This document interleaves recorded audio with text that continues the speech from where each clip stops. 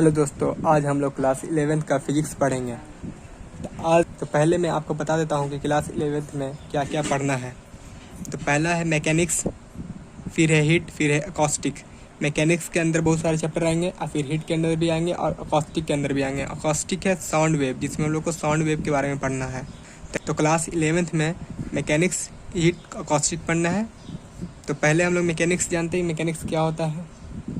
तो mechanics to study of motion of the material body at low speed is called mechanics। मतलब हम लोग motion का study करेंगे, एक मटेरियल बॉडी का, कोई भी बॉडी का मोशन का स्टडी करेंगे लो स्पीड पर, तो हम लोग उसको मैकेनिक्स के अंदर में रखेंगे। मैकेनिक्स के अंदर में जब भी हम लोग कोई भी चैप्टर पढ़ेंगे तो उसमें जो मटेरियल बॉडी होगा वो हमारा लो स्पीड पे होगा, तभी वो मैकेनिक्स के अंडर में आएगा और उसका हम लोग स्टडी करेंगे तो हम लोग कहेंगे मैकेनिक्स। मैकेनिक्स के अंदर में स्टडी किया जा रहा है उसको। हम मेरा चैप्टर 2 है जिसका नाम है यूनिट एंड डायमेंशन, जिसको मैं आज स्टार्ट करने जा रहा हूँ। तो पहला है फिजिकल क्वांटिटी। फिजिकल क्वांटिटी क्या होता है? The quantity which can be measured is called physical quantity. ऐसा क्वांटिटी, ऐसा वस्तु जिसको हम लोग मेज़र कर सकें, मतलब कि उसको हम लोग नाप तौल सकें, उसको हम लोग बोलते हैं फिजिकल क्वांटिटी। जैसा कि मास, जैसे कि किसी का वेट होता है वो हम लोग तौल सकते हैं कि कितना केजी है, वो फिजिकल क्वांटिटी हो जाएगा। किसी स्केल का लेंथ हम लोग नाप सकते हैं तो वो लेंथ हो गया हमारा फिजिकल क्वांटिटी। एरिया किसी बॉडी का एरिया नाप सकते हैं, एरिया फिजिकल क्वांटिटी हो सकता है। तो जो भी ऐसा वस्तु, ऐसा चीज़ जिसको हम लोग मेजर कर सकते हैं वो उसको हम लोग फिजिकल क्वांटिटी बोलते हैं। ये सब एग्जाम्पल हैं फिजिकल क्वांटिटी के। There are 2 types of physical quantity. Physics में आपको 2 तरह के फिजिकल क्वांटिटी पढ़ना है। पहला है फंडामेंटल, जिसको हम लोग बेसिक भी कहते हैं, physical quantity. Fundamental physical quantity क्या होता है? The physical quantity which does not depend upon any other physical quantity. ऐसा फिजिकल क्वांटिटी जो किसी दूसरे पे डिपेंड ना करे, किसी दूसरे पे डिपेंड ना करे, मतलब किसी और अदर फिजिकल क्वांटिटी पे डिपेंड ना करता हो, उसे हम लोग फंडामेंटल फिजिकल क्वांटिटी कहते हैं, जो कि 7 होते हैं। आइए मैं आपको बताता हूँ 7 कौन है।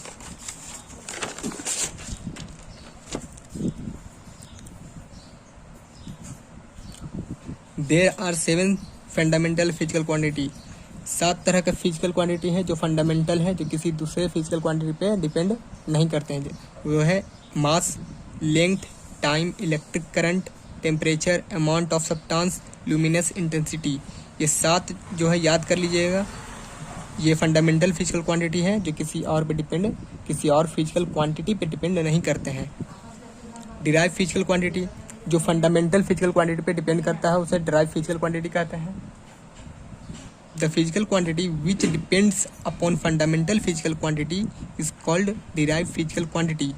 मतलब कि जब हम डिराइव फिजिकल क्वांटिटी का वैल्यू निकालेंगे या उसका हम लोग कैलकुलेशन करेंगे तो वो फंडामेंटल के डिपेंड करेगा। फंडामेंटल में जो 7 है उसमें किसी एक पे डिपेंड करेगा, तब हम लोग उसको कहेंगे डिराइव फिजिकल क्वांटिटी, मतलब कि वो फंडामेंटल से डिराइव होकर आया है।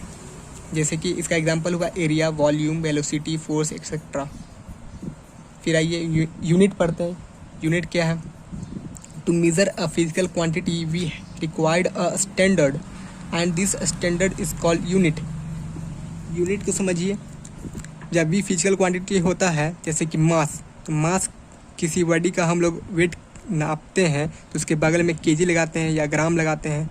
तो जो केजी ग्राम हुआ वही हमारा यूनिट हुआ। वो एक स्टैंडर्ड है नापने का। किसी बॉडी का मास को नापने के लिए केजी लगाते हैं, क्योंकि वो स्टैंडर्ड है जिससे डिफाइन होता है कि वो कितना है, वो कितना उसका वेट है। वही स्टैंडर्ड को हम लोग यूनिट कहते हैं। तो measure a physical quantity we required a standard and this standard is called unit. यही हमारा यूनिट हुआ। जैसे कि एग्जांपल हुआ केजी। एरिया को नापने के लिए मीटर स्क्वायर चाहिए, लेंथ को मीटर चाहिए, फिर स्पीड को मीटर पर सेकेंड एक्सेट्रा, और भी एग्जाम्पल हो सकते हैं। तो जिस तरह से तो इस there are 2 types of unit. Unit भी 2 तरह के होते हैं, फंडामेंटल फिर डिराइव्ड। तो फंडामेंटल क्या है? The unit which does not depend upon any other unit is called fundamental unit. मतलब कि ऐसा यूनिट जो किसी दूसरे यूनिट पे डिपेंड ना करता, वो खुद स्वतंत्र है, वो खुद आया है, तो उसको हम लोग बोल देंगे fundamental unit. There are 7 fundamental unit. 7 तरह का फंडामेंटल यूनिट होता है। जिस तरह से फिजिकल क्वांटिटी था 7 वहाँ पे तो पहले था, तो इसको भी आप लोग नोट कर लीजिएगा। तो क्या है, मीटर, केजी, सेकेंड, एम्पियर जो करंट का होता है यूनिट, केल्विन, मोल, कंडेला, सारे चीज़ को आप कॉपी में नोट कर लीजिएगा। फिर आते हैं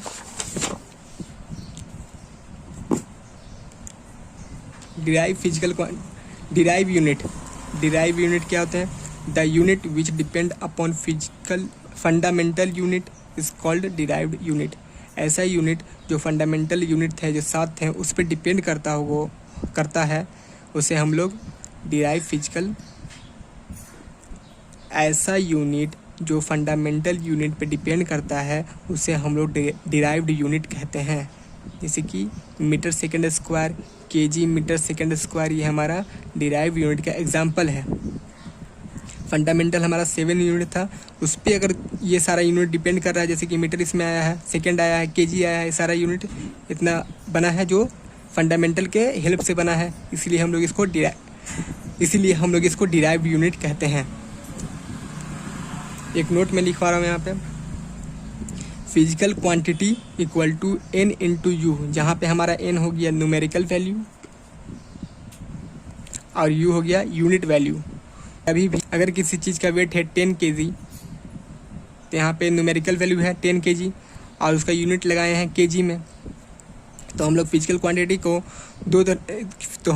क्वांटिटी को रिप्रेजेंट कर सकते हैं numerical value into unit. Numerical value into unit, ये हमारा n हुआ, ये हमारा u हुआ। तो ये जो है न्यूमेरिकल वैल्यू इंटू यूनिट, ये कांस्टेंट होता है। तो हम लोग लिख सकते हैं n1 into u1 equal to n2 equal to u2, 10 into u equal to constant.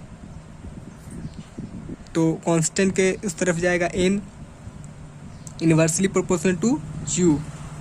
जो न्यूमेरिकल वैल्यू है इन्वर्सली प्रोपोर्शनल होता है यूनिट के। तो 10 हम लोग लिख सकते हैं n is a inversely proportional to unit. जैसा कि मैं एक एग्जांपल लेता हूँ, हम लोग जानते हैं 1 मीटर इक्वल टू 100 सेंटीमीटर होता है। तो देख हम लोग एग्जांपल लेते हैं 1 मीटर इक्वल टू 100 सेंटीमीटर। हम लोग एग्जांपल लेते हैं 1 मीटर इक्वल टू 100 सेंटीमीटर। तो यहाँ पे आप देख सकते हैं जब भी यूनिट लार्ज है, मीटर ज़्यादा बड़ा होता है तो इसका न्यूमेरिकल वैल्यू स्मॉल है, जब यूनिट स्मॉल है तो इसका न्यूमेरिकल वैल्यू लार्ज है। तो इसलिए हम लोग लिखे हैं यहाँ पे numerical value inversely proportional to unit. तो अगला वीडियो में हम लोग इससे आगे पढ़ेंगे। Thank you.